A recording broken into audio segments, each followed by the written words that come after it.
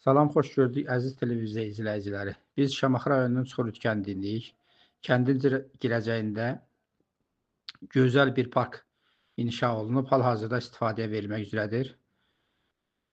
Parkın gözəl yaşıl otlaqlarla kənarları örtülüb.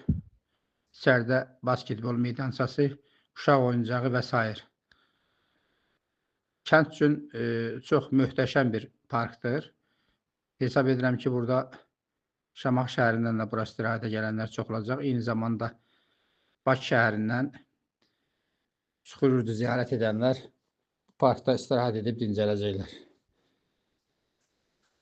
Cinayət və Həqiqət TV, Elxan Daşdeyev.